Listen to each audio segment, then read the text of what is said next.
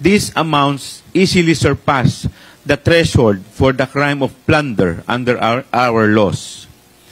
It is incumbent upon us who are duty-bound to ensure that our legislation and regulations are effective enough to protect the money of the people, to investigate and get to the bottom of these glaring irregularities. As we begin today's hearing, I must make this clear. This committee is not about politics, not about attacks.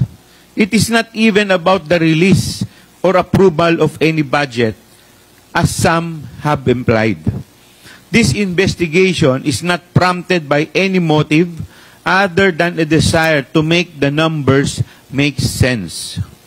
This committee and these proceedings are about accountability.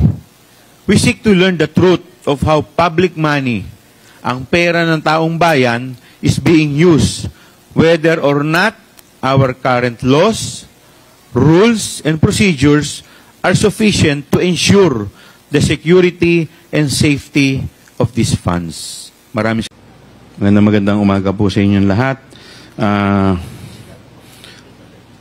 I would like to start by making some things very clear. Before we start the proceedings today, I have heard, and I assume many of us here have heard, accusations and insinuations regarding this committee and these proceedings, implying that this is somehow a political exercise or an attack on an individual. I would like to make things very clear. This is not the case. At this point, I will apologize to some of the people watching, as I will be mentioning a lot of numbers during my remarks. This is necessary in order to make clear that it is not any enmity, passion, or hostility which drives this committee. It is simply a case of numbers that do not make sense. This is why, if you would recall, last week's hearing focused on the issue of confidential funds. Ano ba ang confidential fund na ito at bakit ito importante? Ano ang kinalaman nito sa accountability? Based on Joint 2015-01 of the COA, confidential funds are funds disbursed to, among others, national government agencies for their confidential expenses. On the other hand, confidential expenses are those relating to surveillance activities which support the operations of the agency. So sa madaling salita, ang confidential funds ay pera para sa mga operasyon ng pagbabantay at pagmamanman ukol sa mga aktibidad ng ahensya. While this may seem to be a very specific definition, we cannot help but notice that the joint circular provides very loose requirements for the release of confidential funds to agencies and also requires less specific information and documents in order to liquidate and account for. In Notice of Disallowance number 2024-002, 100, the COA disallowed the amount of over 73 million pesos, representing almost 60% of the 125 million pesos in confidential funds. Pwede po ba yung slide?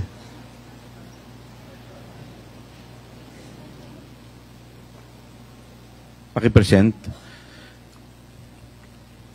Almost 60% of the 125 million pesos in confidential funds allocated to the OVP in 2022. Equally significant is the fact that this amount was indicated to have been fully spent over the period of 11 days.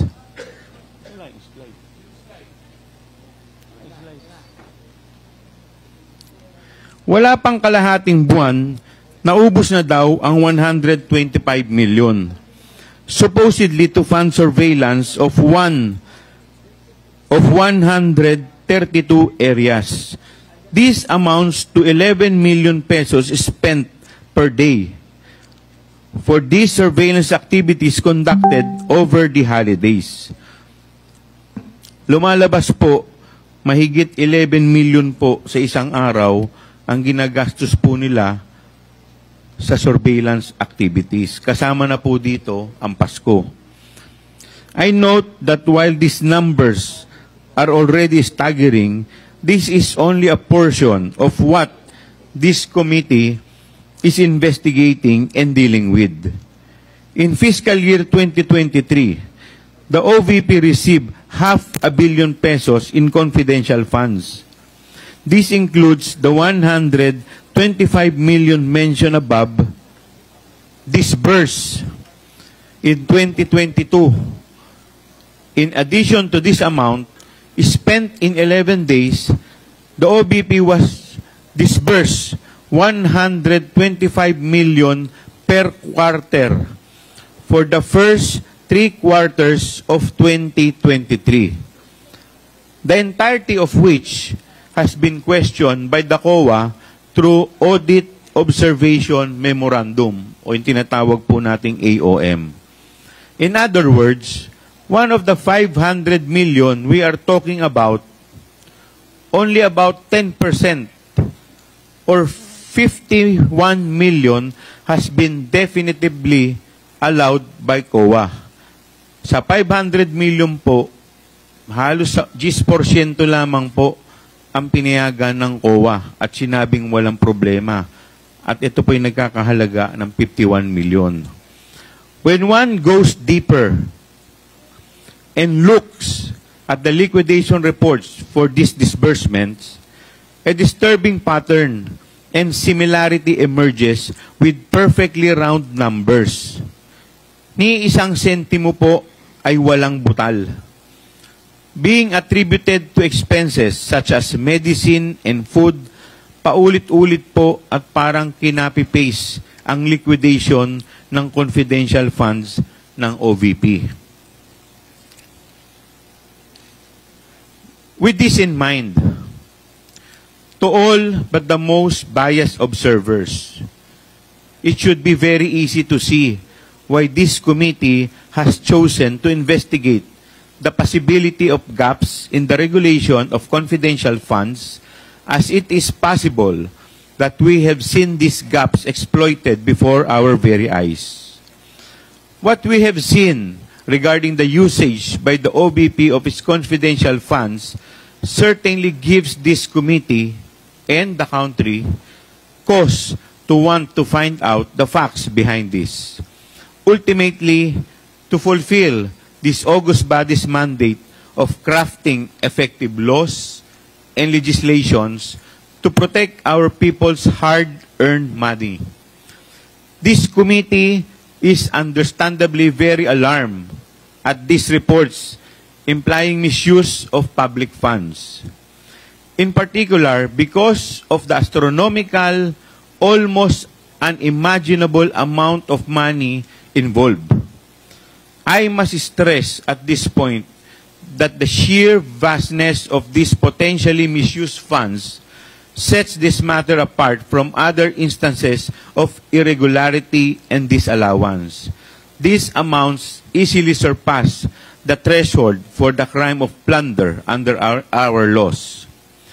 It is incumbent upon us who are duty-bound to ensure that our legislation and regulations are effective enough to protect the money of the people, to investigate and get to the bottom of these glaring irregularities.